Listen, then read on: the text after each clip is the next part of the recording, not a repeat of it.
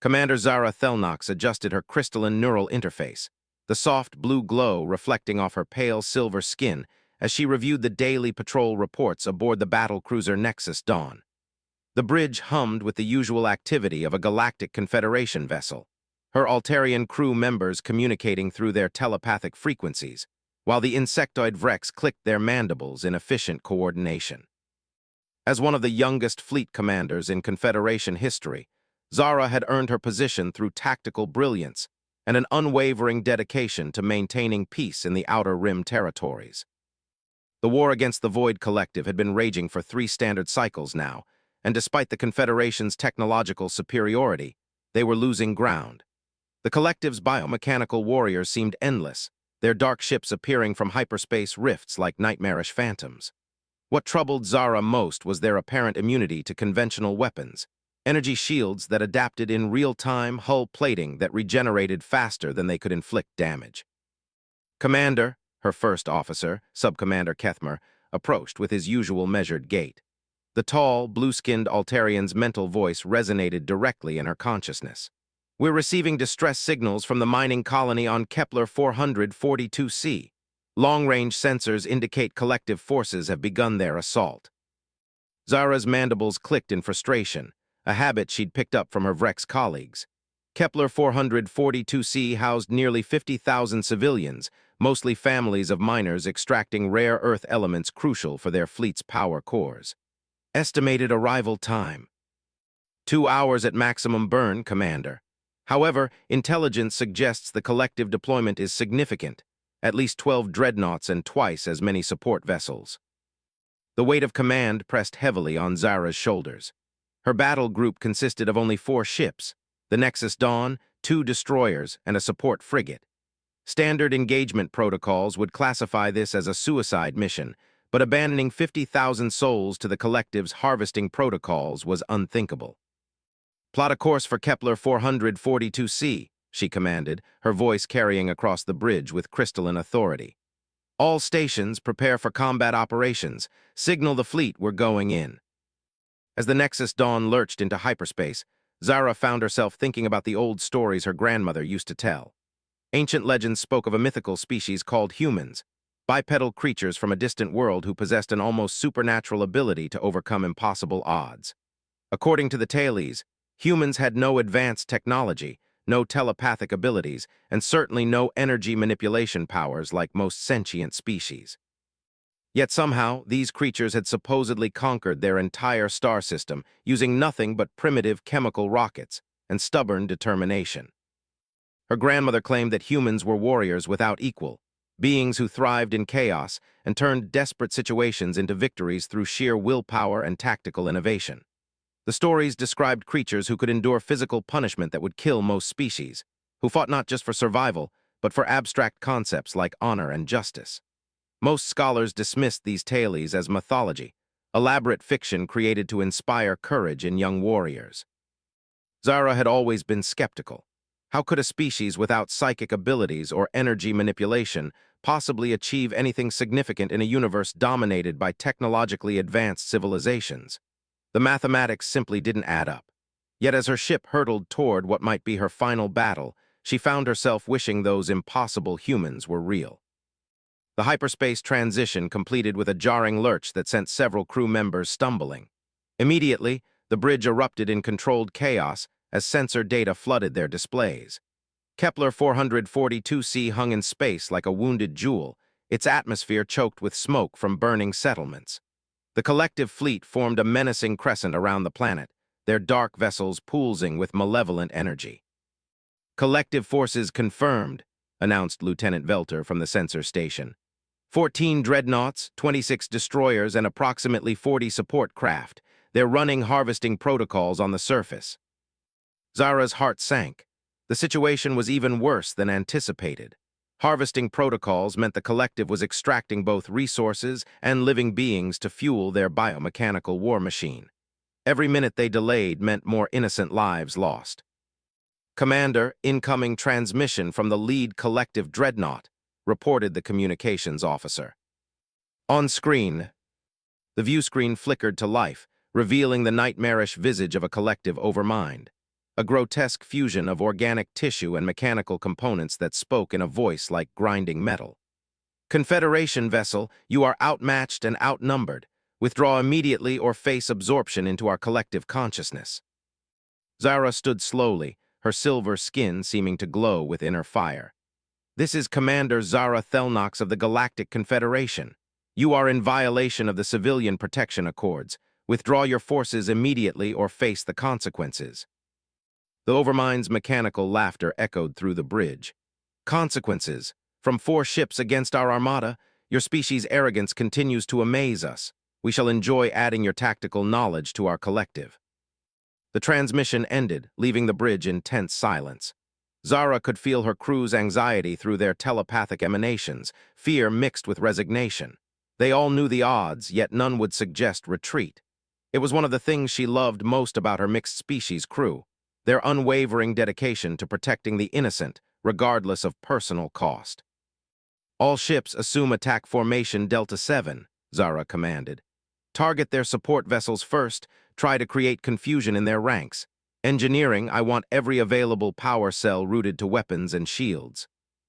As her small fleet moved into position, Zara noticed something odd on the long-range sensors. A single contact was approaching from the outer system, too small to be a collective vessel, but moving at velocities that seemed impossible for any known technology. The signature was completely unfamiliar, unlike anything in the Confederation database. Lieutenant Velter, what's that contact approaching from bearing 27 Mark IV? The young Altarian's mental voice carried confusion.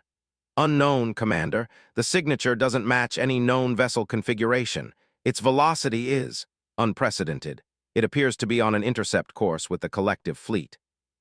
Before Zara could respond, the mysterious contact dropped out of whatever propulsion system it was using and materialized in space between her fleet and the collective armada. What she saw defied everything she thought she knew about spacecraft design. The vessel was sleek and angular, constructed from some unknown gray metal that seemed to absorb light rather than reflect it. It was much smaller than even her destroyers, perhaps the size of a heavy fighter, yet it moved with a grace and precision that made her most advanced ships look clumsy by comparison. Strange markings covered its hull, symbols that looked almost like writing, but in no language she recognized. Incoming transmission from the unknown vessel, announced the communications officer, his voice tinged with bewilderment. It's in Galactic Standard, but the accent is unlike anything I've ever heard. Put it through. A new voice filled the bridge, deep, slightly gravelly, with an odd rhythmic quality that sent inexplicable shivers down Zara's spine. Confederation vessels, this is Captain Marcus Chen aboard the UES Valkyrie. I'm reading significant collective presence in this system. Recommend you maintain current position while I assess the tactical situation. Zara blinked in confusion. UES? That designation wasn't in any Confederation database. Unknown vessel, please identify your species and point of origin. This is an active combat zone, and you appear to be vastly outnumbered. A sound came through the comm system that Zara would later learn was human laughter. Species designation, human. Point of origin, Sol system, Terra. And don't worry about the numbers, Commander. I've seen worse odds. Human, the word hit Zara like a physical blow. It was impossible. Humans were legends, myths told to entertain children. Yet here was a vessel claiming to be crewed by one of these mythical beings, apparently unconcerned by an enemy fleet that outgunned them by several orders of magnitude. Captain Chen, she said slowly, you're claiming to be human, that's. Humans are mythological, they don't actually exist. Another laugh, this one tinged with something that might have been sadness. Yeah, we get that a lot. Most of the galaxy forgot about us after we went dark during the Neural Wars about 800 years ago. We've been keeping a low profile, rebuilding, learning, but the collective's been pushing too hard lately. Time to remind everyone why you used to tell stories about us. Before Zara could process this revelation fully, the collective fleet began moving. 14 massive dreadnoughts turned their attention toward the tiny human vessel, their weapons charging with ominous energy buildups that registered clearly on sensors. Captain Chen, you need to retreat immediately, Zara urged. Your vessel, whatever it is, cannot possibly withstand firepower from 14 dreadnoughts. Appreciate the concern, Commander, but I didn't come here to run. The human's voice carried a quality Zara had never heard before, absolute confidence backed by something that felt like barely contained violence. I came here to remind the collective why humanity earned its reputation. All Confederation vessels recommend you pull back to minimum safe distance. This is about to get messy. On her tactical display, Zara watched in amazement as the tiny human ship accelerated directly toward the collective battle line. Its velocity climbed beyond anything she thought possible, faster than her best interceptors, approaching speeds that should have torn any known vessel apart. Yet somehow, it maintained perfect stability and control. The collective fleet responded predictably, unleashing a devastating barrage of energy weapons that would have vaporized a dozen Confederation dreadnoughts. Plasma bolts, disruptor beams, and gravity torpedoes converged on the human vessel from multiple directions simultaneously. What happened next would haunt Zara's dreams for years to come. The human ship didn't just evade the incoming fire. It seemed to dance between the energy beams with impossible precision, rolling and spinning in patterns that defied physics. When evasion wasn't possible, strange fields of energy erupted around its hull, deflecting attacks that should have been unstoppable. But most shocking of all was when it began firing back. The weapons that emerged from the human vessel were unlike anything in Confederation archives. Streams of superheated plasma that somehow maintained coherence across impossible distances, projectile weapons that seemed to violate conservation of momentum, and strangest of all, devices that appeared to manipulate space-time itself, creating localized gravitational anomalies that crushed collective ships like insects. Within minutes, the unknown human pilot had destroyed 3 collective destroyers and severely damaged 2 dreadnoughts, all while sustaining what appeared to be minimal damage. The enemy fleet, which had seemed so overwhelmingly powerful moments before, was now scrambling to adapt to this impossible threat. "How is this possible?" whispered Subcommander Kethmer, his usual mental composure shattered by what he was witnessing. Zara could only stare in wonder as the human vessel continued its deadly ballet among the enemy fleet. Every movement was precise, calculated, and devastatingly effective. It was as if the pilot could predict the collective's actions before they made them, positioning his ship exactly where it needed to be to inflict maximum damage while avoiding retaliation. "Commander," the communications officer called out, "we're receiving tactical data from the human vessel. He's uploading collective ship schematics and combat patterns in real time." The information flowing across Zara's screens was invaluable. Detailed analyses of collective technology, their tactical doctrines, and most importantly, specific vulnerabilities that Confederation scientists had never discovered. Weak points in their armor plating, frequency resonances that could disrupt their shields, behavioral patterns that could be exploited. "All ships," Zara commanded, her voice gaining strength as hope began to replace despair. "Adjust targeting parameters according to the data provided by Captain Chen. Focus fire on the weak points he's identified. This is our chance to turn the tide." As her fleet engaged the collective forces with renewed effectiveness, Zara found herself believing in legends for the first time in her life. Whatever humans truly were, they were certainly not myths. The being piloting that impossible vessel was real, powerful, and apparently determined to protect innocent lives regardless of the odds. The battle that followed would reshape her understanding of warfare, courage, and what it meant to be truly human. But for now, all she could do was watch in awe as a single member of a supposedly extinct species systematically dismantled an enemy fleet that had terrorized the galaxy for years. The legends, it seemed, had been far too modest in their descriptions of human capabilities. The space around Kepler 442c had transformed into a battlefield unlike anything Zara had ever witnessed. The human vessel, UES Valkyrie, continued its impossible dance of destruction among the collective fleet. But what amazed her most wasn't just the ship's capabilities. It was the tactical brilliance behind every movement. This Captain Chen wasn't just a skilled pilot. He was a master strategist conducting a symphony of chaos. "Commander, the humans' latest maneuver has exposed the collective command vessel," reported Lieutenant Velter, his mental voice crackling with excitement. "Their flagship is attempting to rotate away, but they're vulnerable for another 30 seconds. Zara studied the tactical display as the Valkyrie herded the enemy dreadnoughts like a sheepdog managing a flock. Somehow, Chen had anticipated how each collective ship would respond to his attacks and positioned himself to create the opening her fleet needed. It was as if he could see 3 moves ahead in a game everyone else was playing blind. All ships concentrate fire on the flagship's command node, Zara ordered. Full power to weapons. The combined firepower of her battle group, enhanced by Chen's tactical data, struck the collective command vessel at its most vulnerable moment. Energy shields collapsed in cascading failure, and secondary explosions rippled along the dreadnought's hull. The massive ship listed heavily, its biomechanical systems sparking and dying. Through the comm system, Chen's voice carried a note of satisfaction. "Nice shooting, Commander. That should disrupt their coordination for a few minutes. I'm going to press the advantage. Keep your ships clear of grid section 7. Before Zara could ask what he meant, the human vessel accelerated toward the center of the enemy formation at velocities that should have been physically impossible. As it approached the densest concentration of collective ships, something extraordinary happened. The Valkyrie seemed to fold in on itself for an instant, then reappeared simultaneously in 6 different locations around the enemy fleet. "Multiple contact separation," gasped the sensor operator. "The human vessel is... I don't understand these readings. It's as if the ship exists in several places at once." What followed was devastation on a scale Zara had never imagined. Each iteration of the human ship attacked a different target with perfect coordination, as if they were all controlled by the same impossible mind.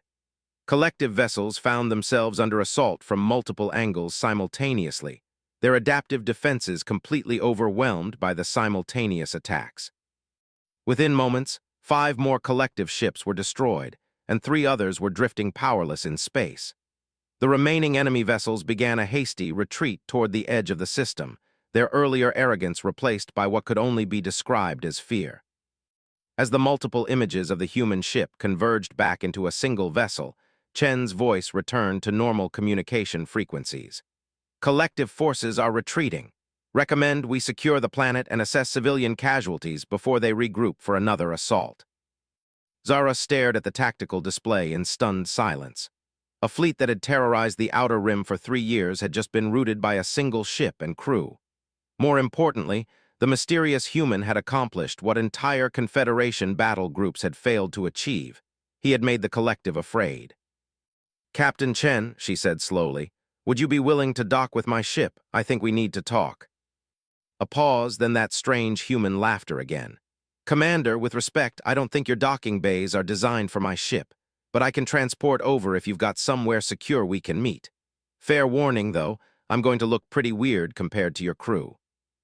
20 minutes later, Zara stood in her primary briefing room, trying to prepare herself for her first encounter with a living human. Her grandmother's stories had described them as bipedal, but the details had been so fantastical that she'd assumed they were embellished. According to legend, humans were covered in a flexible skin that changed color based on emotion, had only 2 eyes positioned at the front of their heads, and possessed an internal skeleton made of calcium deposits. The transport beam materialized, and Zara got her first look at Captain Marcus Chen. The legends, she realized, hadn't been embellished at all. If anything, they had understated how alien humans appeared. Chen stood slightly taller than average for a Confederation species, but his proportions were completely different.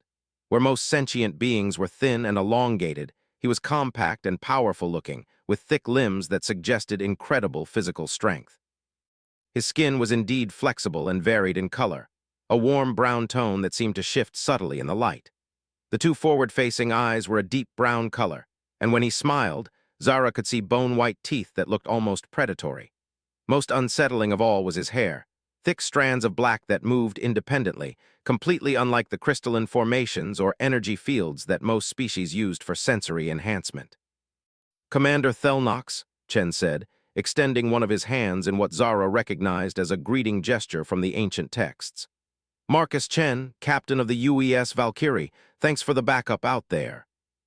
Zara carefully extended her own hand, fascinated by the strange ritual. Chen's skin was warm and surprisingly soft, though she could feel tremendous strength in his grip. The contact sent an odd sensation through her nervous system, not telepathic communication, but something more primal and immediate. "Captain Chen," she managed, "I have to admit this is surreal. My species has told stories about humans for generations, but most scholars believed you were mythological. Chen's expression grew thoughtful as he released her hand. Yeah, we've been off the galactic stage for a while. After the neural wars, humanity decided it was safer to stay hidden while we rebuilt our civilization. We've been watching, learning, preparing for the day we might need to step back into the light. The neural wars? Zara asked, gesturing for Chen to take a seat at the briefing table. I'm not familiar with that conflict. A shadow passed over the human's features. About 800 years ago, several galactic powers tried to forcibly integrate humanity into their collective consciousness networks. They figured a species without natural telepathic abilities would be easy to control, turn us into a slave race for dangerous work. Chen leaned back in his chair, and Zara noticed that even at rest, he seemed coiled for action. They underestimated how much humans value our individual freedom. The war lasted 60 years and ended with 3 entire civilizations reduced to scattered refugees. We didn't want to rule the galaxy. We just wanted to be left alone. The implications of this revelation staggered Zara. 3 civilizations destroyed by a species that supposedly lacked advanced technology. How is that possible? Without telepathic abilities or energy manipulation, how could humans defeat advanced galactic powers? Chen's smile was predatory. Commander, you're making the same mistake everyone else does. You assume that telepathy and energy manipulation are advantages in warfare, but they're actually weaknesses if you know how to exploit them. He stood and walked to the briefing room's tactical display, calling up a holographic representation of the recent battle. Take the Collective, for example. They rely on instantaneous communication through their bioneural networks. It makes them incredibly efficient at coordination, but it also makes them predictable. Once you understand their communication patterns, you can anticipate their moves before they make them. The hologram showed the battle from Chen's perspective, highlighting decision trees and probability cascades that Zara had never noticed. Every time they adapted to one of my attack patterns, they broadcasted the new tactical information to their entire fleet simultaneously. I just had to intercept those communications and feed them false data. By the end of the engagement, I wasn't fighting their fleet. I was controlling it. Zara studied the tactical analysis with growing amazement. Chen hadn't just outfought the Collective. He had outthought them on a level she was only beginning to comprehend. But your ship's capabilities, the speed, the defensive systems, that ability to exist in multiple locations simultaneously. Human engineering, Chen said simply. We've had 8 centuries to perfect our technology without outside interference. When you can't rely on telepathy or energy manipulation, you develop other solutions. My ship uses quantum probability manipulation. Instead of trying to avoid enemy fire, I exist in multiple quantum states simultaneously until I choose which reality to collapse into. The science behind such technology was staggering. Quantum manipulation on that scale should have been impossible for any species, yet here was living proof that humans had not only mastered it but weaponized it. Captain, with technology like that, why did you reveal yourselves now? Why risk exposure to help us? Chen's expression grew serious. Because the Collective isn't just another threat, Commander. They're what happens when a species abandons individuality completely. Everything that makes consciousness worth having, creativity, love, hope, the capacity for growth, they consume it all in the name of efficiency. He activated another holographic display, this one showing collective expansion patterns across the galaxy. We've been monitoring their activities for decades. They're not just conquering territory, they're erasing entire cultures, absorbing unique perspectives and traditions into their homogeneous mass. In another generation, there won't be any diversity left in this galaxy, just endless variations of the same collective consciousness. Zara studied the projection with growing horror. The Collective's expansion was indeed following a pattern designed to eliminate cultural diversity. They weren't just seeking resources or territory, they were systematically destroying everything that made each species unique. That's why we decided to act, Chen continued. Humanity knows what it's like to face extinction. We know what it costs to preserve freedom and individuality. And we know that sometimes the only way to protect what you value is to fight for it, even when the odds seem impossible. The briefing room fell silent as Zara processed everything she had learned. Humans weren't just real. They were potentially the most dangerous species in the galaxy, with technology that defied current scientific understanding, and a military doctrine based on 8 centuries of enforced isolation and development. "What happens now?" she asked finally. "Will humanity join the Confederation, help us fight the collective?" Chen considered the question carefully. "That depends on the Confederation, Commander. Humanity learned some hard lessons during the neural wars about the cost of trust. We won't be absorbed, controlled, or manipulated. We fight as equals and allies, or we don't fight at all. And if the Confederation refuses those terms, then humanity goes back into the shadows, and the galaxy deals with the collective on its own." Chen's voice carried no malice, just cold pragmatism. "We survived one genocide attempt. We can survive another by staying hidden." Zara felt the weight of history pressing down on her. The decision she made in the next few moments could determine the fate of the galaxy. Humanity clearly possessed the power to tip the balance against the collective, but they would only act on their own terms. "Captain," she said slowly, "I think it's time I introduced you to High Command. This conversation needs to happen at the highest levels of Confederation leadership." Chen nodded. "I was hoping you'd say that. My government is prepared to send an ambassador to your capital, along with enough technical data to convince your scientists that we're serious about this alliance." As they discussed the logistics of first contact between humanity and the Confederation, Zara found herself thinking about the stories her grandmother had told.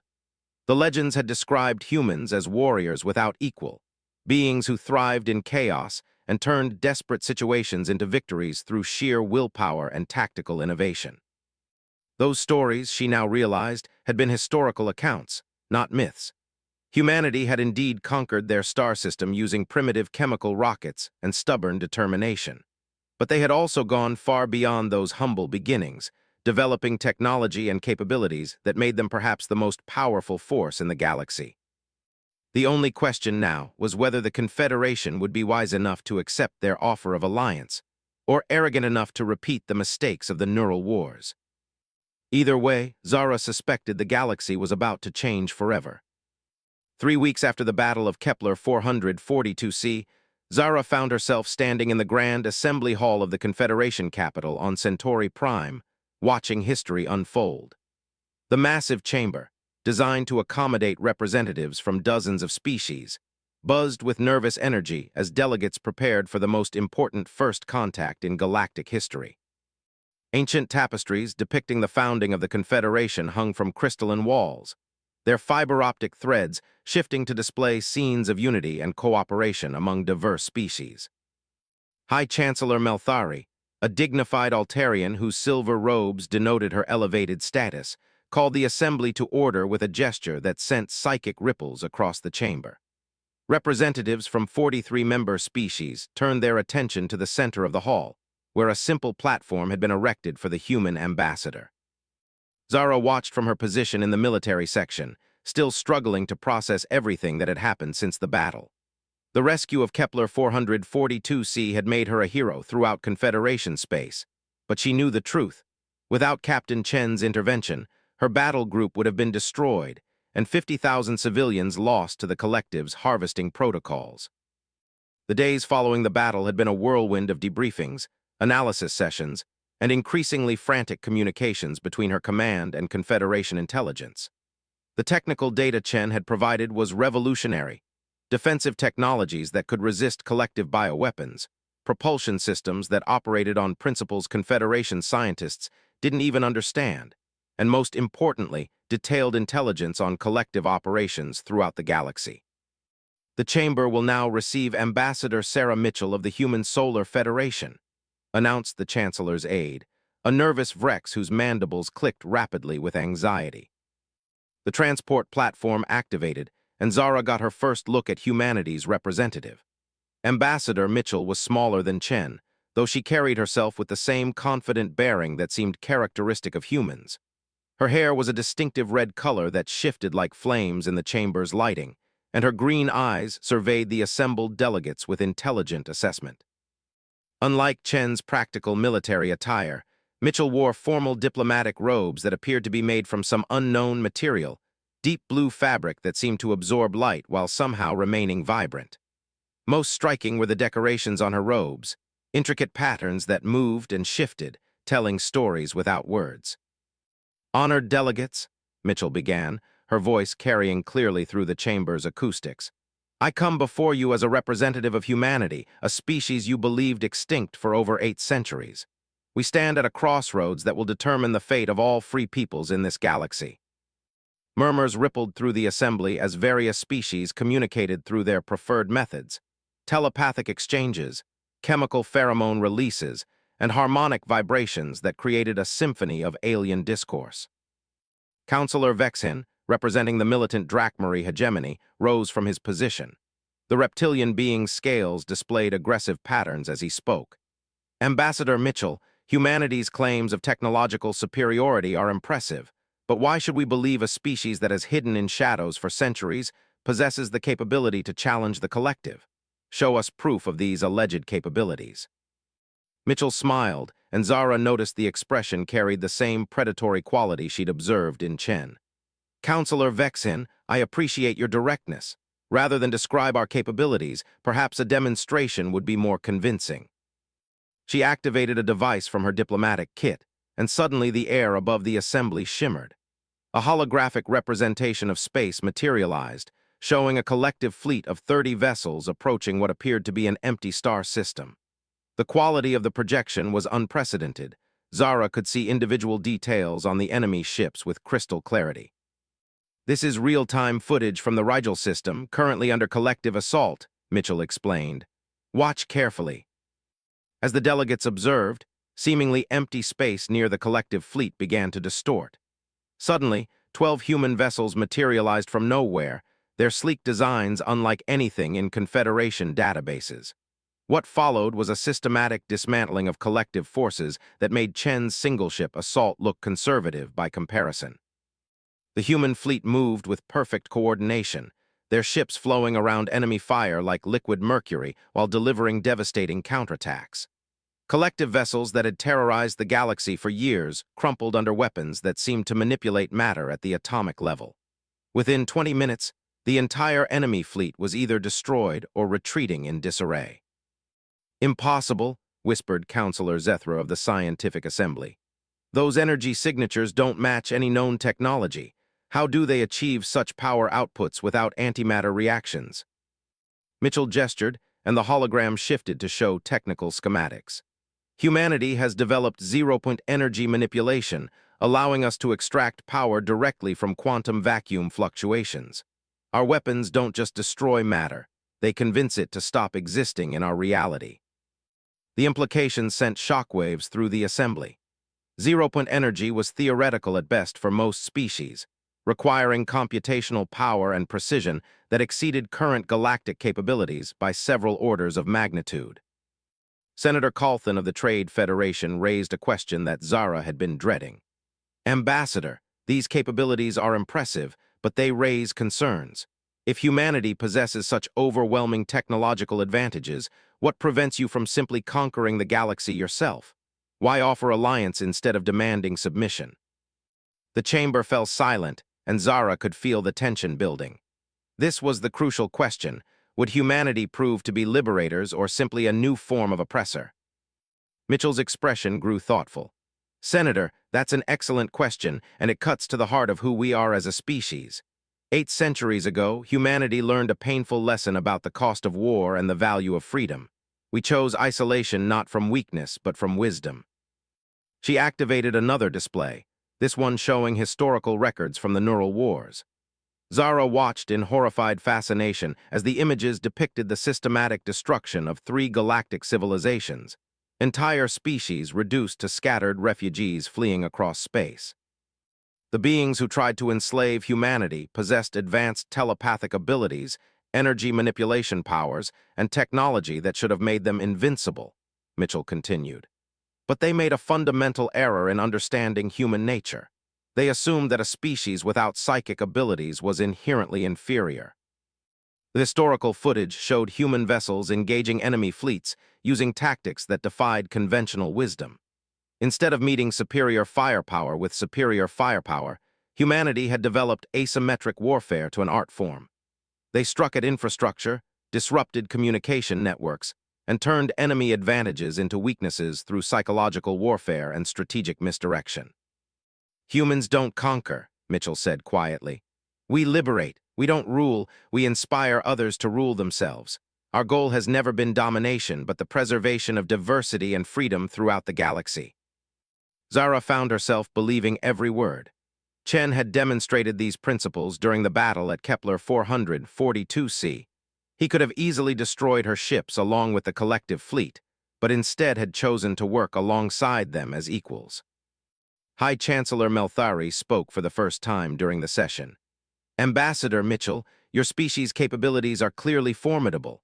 What terms would humanity require for a formal alliance against the collective? Mitchell's response was immediate. Complete autonomy for human space, recognition of our territorial sovereignty, and an absolute guarantee that no Confederation member will attempt to study, copy, or reverse engineer our technology without explicit permission. We fight as allies and equals, or not at all. The chamber erupted in debate as delegates argued the implications of such terms. Some species viewed the restrictions as reasonable given humanity's demonstrated capabilities, while others saw them as evidence of human arrogance or hidden agendas. Councillor Vexen slammed his clawed fist against his speaking podium. These terms are unacceptable. No species should possess such advantages while denying them to their allies. How do we know humanity won't simply abandon us once the collective threat is eliminated? Before Mitchell could respond, Zara found herself standing and requesting permission to speak. The Chancellor nodded, and suddenly hundreds of alien eyes focused on her with intense interest. Honored delegates, Zara began, her voice steady despite the magnitude of the moment. I had the privilege of fighting alongside Captain Chen during the Battle of Kepler 442c. I witnessed firsthand how humans conduct themselves in combat. She activated her own holographic display, showing tactical analysis from the battle. Captain Chen could have destroyed the collective fleet single-handedly. Instead, he chose to coordinate with our forces, sharing tactical intelligence and ensuring that we participated in the victory. He could have claimed credit for the rescue, but instead insisted that it was a joint operation. Murmurs of interest rippled through the assembly as delegates studied the battle data. Zara continued. More importantly, when the battle was over, Captain Chen could have demanded surrender, tribute, or territorial concessions. Instead, he asked only for a chance to speak with our leadership about forming an alliance. She looked directly at Councillor Vexen. Counselor, you ask how we know humanity won't abandon us. I submit that the real question is, can we afford to abandon them? The collective has conquered 17 star systems in the past year alone. Without human assistance, how many more civilizations will fall before we develop effective countermeasures? The chamber fell silent as delegates contemplated the stark reality of their situation. The collective's expansion showed no signs of slowing, and conventional tactics had proven largely ineffective against their adaptive technologies. Ambassador Mitchell nodded respectfully to Zara before addressing the assembly again. Commander Thelnox raises valid points. Humanity understands that trust must be earned, not demanded. We propose a trial period, joint operations against collective forces with full transparency regarding our tactics and capabilities. If the Confederation finds our partnership beneficial after 6 months, we can discuss permanent alliance terms. Senator Calthan leaned forward with interest. And if we find your partnership concerning? Mitchell's smile was diplomatic but carried an edge of steel. Then humanity returns to the shadows, and the galaxy continues as it was before our reappearance. No harm, no permanent changes to the existing political structure. The offer was remarkable in its restraint. A species with humanity's demonstrated capabilities could easily dictate terms to the entire galaxy, yet they were proposing a trial partnership with an exit clause that favored the Confederation. High Chancellor Melthari conferred quietly with her advisors before speaking. Ambassador Mitchell, the Confederation Assembly will vote on your proposal within 3 standard days. In the meantime, would humanity be willing to assist with current crisis situations? We have 12 systems under collective assault that could benefit from immediate intervention. Absolutely, Mitchell replied without hesitation. Human forces are already en route to provide assistance. However, we would prefer to coordinate these operations with Confederation military leadership to ensure maximum effectiveness. She looked directly at Zara. Commander Thelnox, would you be willing to serve as liaison between human and Confederation forces during these joint operations? Your tactical insights during the Kepler 442C engagement were impressive. Zara felt a surge of excitement mixed with terror. The opportunity to work directly with human forces would provide unprecedented insights into their capabilities and methodology. It was also potentially the most dangerous assignment in galactic history. I would be honored, Ambassador. As the formal session concluded and delegates began filing out of the chamber, Zara found herself wondering what she had committed to.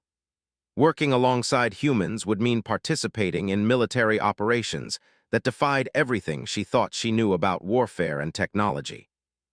But as she watched Ambassador Mitchell moving gracefully through the crowd of alien delegates, answering questions with patience and demonstrating the same confident competence she'd observed in Chen, Zara felt something she hadn't experienced in years: hope. For the first time since the collective war began, victory seemed possible. The legends had returned, and they were offering to fight alongside the galaxy's free peoples rather than conquering them. Whether the Confederation would be wise enough to accept that offer remained to be seen. 6 months after first contact, Commander Zara Thelnox stood on the bridge of the human vessel UES Prometheus, watching the liberation of Altair VII unfold through tactical displays that still seemed like magic to her Confederation-trained mind. The massive human dreadnought moved through space with impossible grace for something nearly 3 kilometers long, its quantum-reactive hull shifting colors as it adapted to different combat scenarios. Working alongside humans had fundamentally changed Zara's understanding of warfare, technology, and what it meant to fight for something greater than survival. The joint operations had been an unqualified success: 12 star systems liberated, over 2 million civilians rescued from collective harvesting protocols, and enemy forces driven back across a front that had been advancing steadily for 3 years. Commander, called out Lieutenant Sarah Chen, Captain Marcus Chen's daughter and the Prometheus's tactical officer. Collective reinforcements are arriving in system. 47 vessels, including 6 of their new bioadaptive dreadnoughts. Zara studied the sensor readings with growing appreciation for human engineering.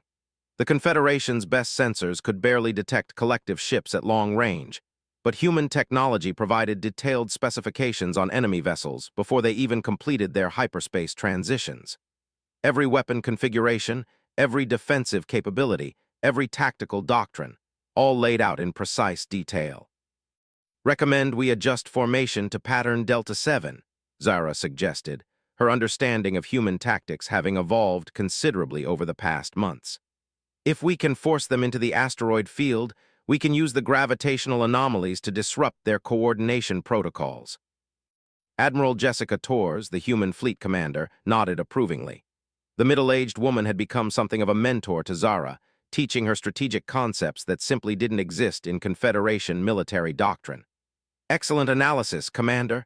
Sarah, implement Delta 7 formation. Signal the Confederation task force to assume supporting positions. Zara watched through the tactical display as the combined human Confederation fleet moved into position. The coordination between the two forces had improved dramatically since the early days of joint operations, when Confederation crews struggled to adapt to human combat velocities and tactical flexibility. The transformation hadn't been limited to military operations. Cultural exchange programs between human and Confederation personnel had revealed fascinating parallels between species that had evolved along completely different paths. Humans, despite lacking telepathic abilities, had developed sophisticated nonverbal communication methods that rivaled psychic species in complexity. Their music, art, and literature explored themes of individual struggle and triumph that resonated deeply with many Confederation cultures. Most importantly, humans had shared selected technological innovations that revolutionized Confederation capabilities without compromising their own strategic advantages. New shield generators that could adapt to collective bioweapons, communication systems immune to psychic interference, and medical techniques that had saved thousands of lives. Incoming transmission from collective command vessel, reported Communications Officer Zhang, his young face showing the focused intensity that characterized human military personnel. They're demanding our immediate withdrawal and threatening to activate some kind of pacification protocol. Admiral Torres exchanged a meaningful look with Zara. Intelligence reports suggested the collective had been developing new weapons specifically designed to counter human tactics, though their nature remained unclear. "Put them through," Torres commanded. The main view screen flickered to life, revealing a collective overmind that looked different from previous encounters. This one appeared more heavily augmented, with biomechanical components that pulsed with an ominous purple energy. "Human vessels," the creature spoke in its characteristic grinding voice. "Your interference in collective expansion protocols has been noted and analyzed. We have developed countermeasures specifically designed for your species' combat methodology. Withdraw immediately or face total annihilation." Admiral Torres stood slowly, her expression carrying the same predatory confidence Zara had learned to recognize in human commanders. "Collective Overmind, this is Admiral Torres of the Human Solar Federation. You are in violation of the Galactic Civilian Protection Accords and the recently ratified Human Confederation Mutual Defense Treaty. Withdraw your forces from this system or face the consequences." The Overmind's mechanical laughter echoed through the bridge. "Consequences? We have studied your quantum manipulation technology, human.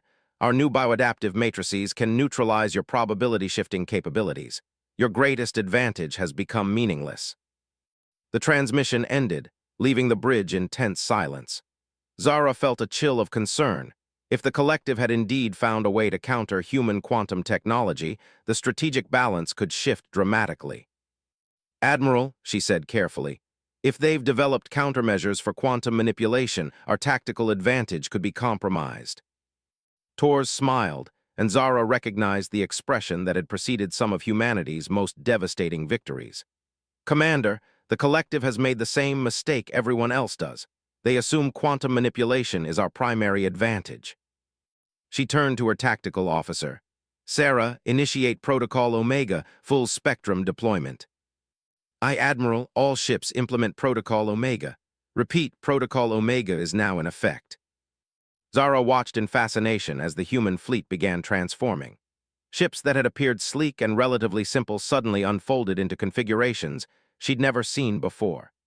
Hidden weapon systems emerged from seemingly solid hull sections. Sensor arrays extended like blooming flowers, and the space around each vessel shimmered with energy fields of impossible complexity. "Commander," Admiral Torres said, her voice carrying a note of anticipation, "you're about to see why humanity survived the neural wars and 8 centuries of isolation. Quantum manipulation is just one tool in our arsenal." The collective fleet attacked with coordinated precision, their new bioadaptive weapons creating strange distortions in space that did indeed seem to disrupt human quantum technology.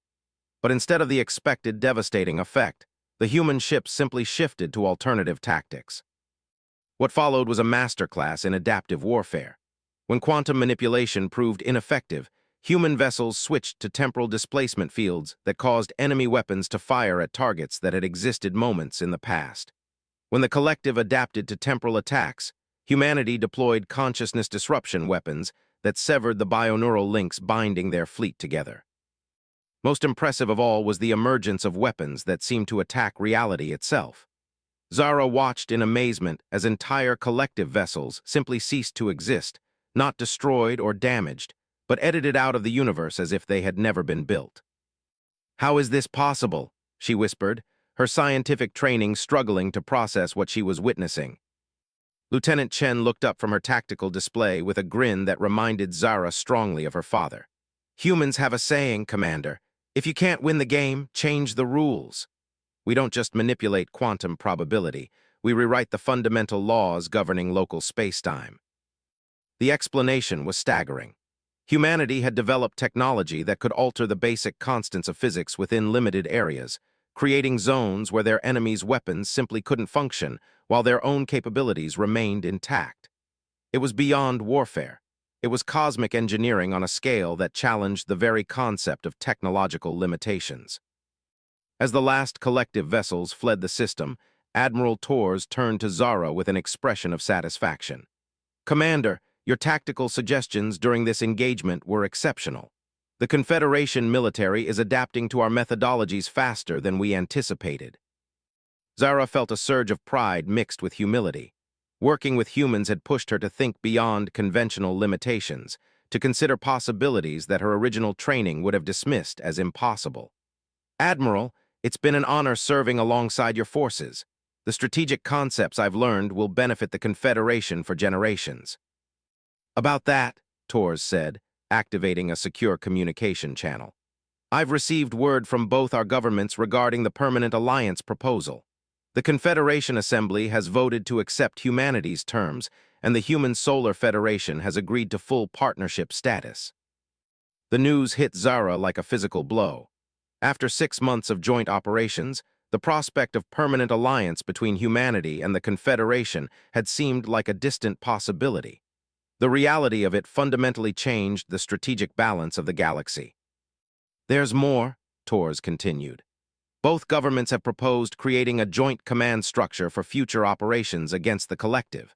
They've specifically requested that you serve as the first Confederation officer in the integrated command hierarchy.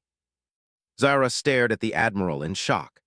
The position being offered would make her one of the highest-ranking military officers in galactic history, responsible for coordinating operations between two fundamentally different military traditions. Admiral, I'm honored by the confidence both governments have shown, but are you certain I'm qualified for such a position? My understanding of human tactics is still developing. Torres laughed, the sound carrying genuine warmth. Commander, 6 months ago you watched a single human pilot defeat a collective fleet and immediately recognized the tactical implications. Today, you're suggesting combat maneuvers that my own officers didn't consider. If that isn't qualification enough, I don't know what would be. As they discussed the logistics of the new command structure, Zara reflected on how dramatically her life had changed since that first encounter with Captain Chen. She had witnessed the return of a legendary species, participated in the formation of the most powerful military alliance in galactic history, and discovered capabilities within herself that she never knew existed. The stories her grandmother had told about humans were true, but they had barely scratched the surface of what humanity had become during their centuries of isolation.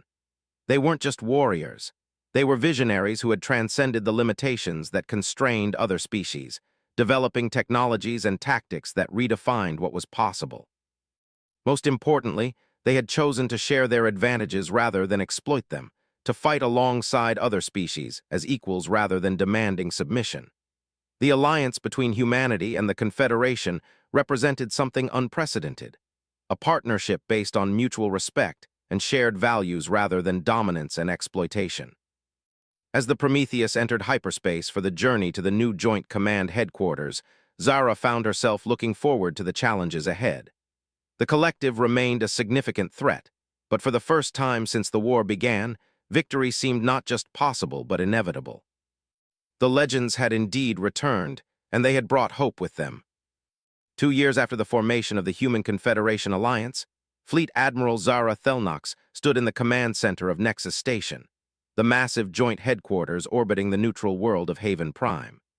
The station itself was a marvel of cooperative engineering, human quantum architecture seamlessly integrated with Confederation crystalline technology, creating a structure that existed partially outside normal spacetime while maintaining perfect stability. Through the command center's transparent aluminum walls, Zara could see the greatest armada ever assembled in galactic history. Over 3,000 vessels from 47 different species hung in perfect formation, their diverse designs creating a tapestry of technological innovation and cultural expression. Human ships with their reality-bending capabilities worked alongside Altarian crystal cruisers, Vrex biomechanical swarm fighters, and Drakmary heavy assault platforms. Today marked the beginning of Operation Final Dawn, the coordinated assault on the collective's primary stronghold in the galactic core. Intelligence gathered over 2 years of joint operations had revealed the location of the collective's central processing facility, a massive biomechanical construct that controlled their entire network across hundreds of star systems. Admiral, reported Captain Marcus Chen, now serving as her chief tactical advisor, all fleet elements report ready for hyperspace transition. The preliminary reconnaissance teams have confirmed minimal defensive presence in the outer perimeter. Zara studied the tactical displays with satisfaction. The careful planning and coordination required for this operation would have been impossible without the unique partnership between human strategic thinking and Confederation tactical doctrine. Human predictive algorithms had identified the optimal attack vectors, while Confederation cultural specialists had developed psychological warfare protocols specifically designed to disrupt collective unity. "Status report from the infiltration teams?" she asked. Lieutenant Commander Sarah Chen, recently promoted to head of Special Operations, activated a secure communication channel. "Shadow Teams Alpha through Delta have successfully penetrated the outer defensive grid. The collective hasn't detected our stealth vessels. Human phase shift technology combined with Altarian psychic dampening fields proved completely effective." The infiltration had been one of the most ambitious special operations in military history. Small teams of joint Human Confederation forces had spent weeks penetrating deep into collective space, using captured enemy vessels and sophisticated disguise protocols to approach the central stronghold undetected. "Excellent," Zara replied. "Signal all commands, Operation Final Dawn commences in 30 minutes. As the final preparations began, Zara reflected on the extraordinary journey that had brought them to this moment. The alliance between humanity and the Confederation had evolved far beyond a simple military partnership. Cultural exchange programs had fostered deep friendships between species that had never imagined they could coexist. Scientific collaboration had produced technological breakthroughs that neither side could have achieved alone. Most importantly, the shared struggle against the collective had forged bonds of trust and mutual respect that transcended species barriers. The transformation hadn't been without challenges. Some Confederation members had initially resented humanity's technological advantages, while certain human factions had questioned the wisdom of revealing their capabilities to potential competitors. But the steady success of joint operations had gradually overcome these concerns, proving that cooperation produced better results than competition. Ambassador Mitchell approached Zara's command position, her diplomatic robes replaced by practical military attire. Over the past 2 years, Mitchell had become as much a military strategist as a diplomat, her insights into collective psychology proving invaluable for operational planning. "Admiral," Mitchell said, "I've just received confirmation from the Liberation Council. All previously subjugated species have agreed to coordinate uprising activities with our main assault. When we strike the central facility, rebellions will erupt simultaneously across 17 star systems." This coordination represented perhaps the most complex undertaking in galactic history. The Alliance had spent months secretly communicating with resistance movements throughout collective space, providing weapons, intelligence, and tactical support to species fighting for their freedom. The timing of these uprisings would be crucial. Too early, and they would alert the collective to the main assault. Too late, and they would miss the opportunity to exploit the chaos. "Outstanding work, Ambassador.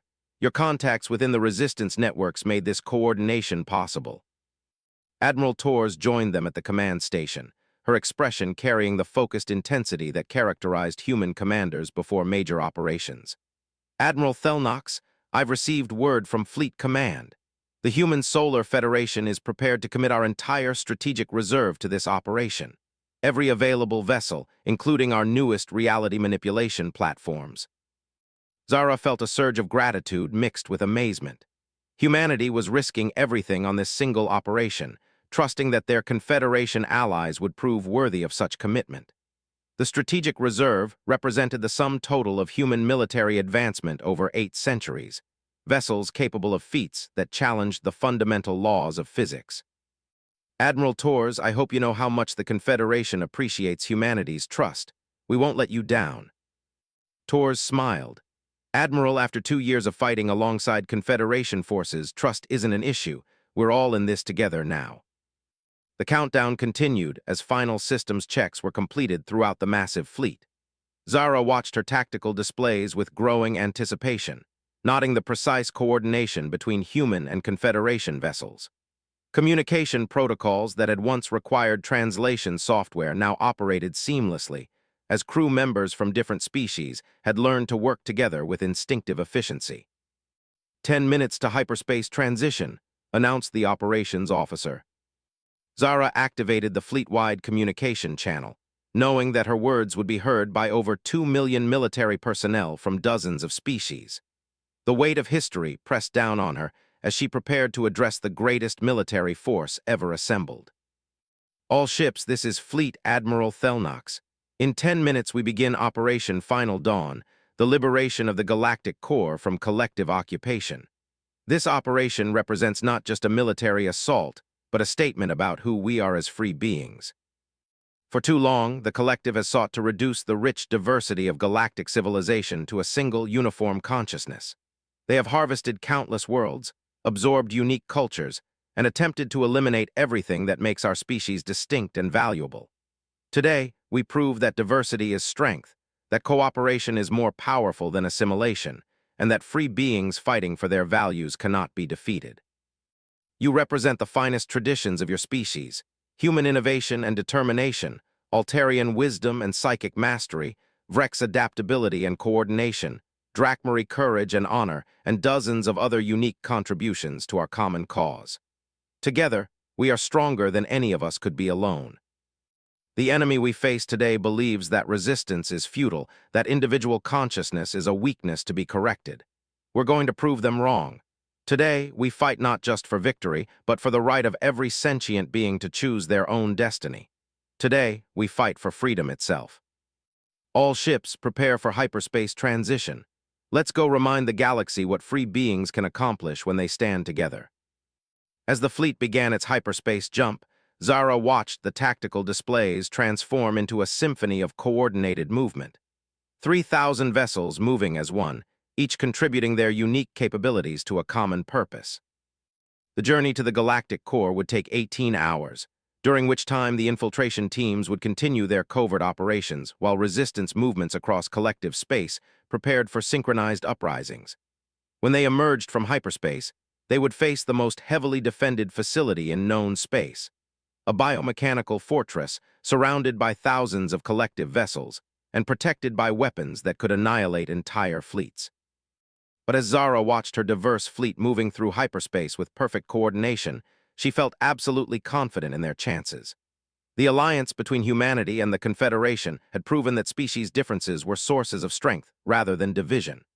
Human technological innovation combined with Confederation tactical wisdom, human strategic thinking enhanced by Altarian psychic insights, human adaptability reinforced by Vrex swarm coordination. Captain Chen approached her command position with a data pad.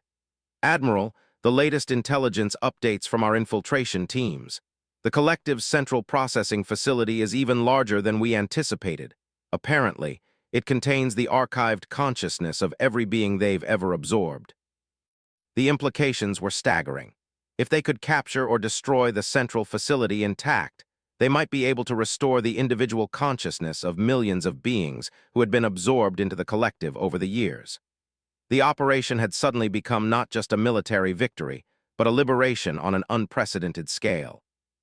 "Captain, distribute this information to all command personnel.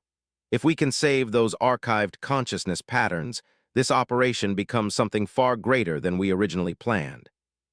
As the hours passed, reports began arriving from across collective space. Resistance uprisings were erupting on schedule, collective response forces were being drawn away from the central stronghold, and the infiltration teams had successfully disabled key defensive systems. Everything was proceeding according to plan, but Zara knew that the real test would come when they emerged from hyperspace and faced the full fury of collective defenses.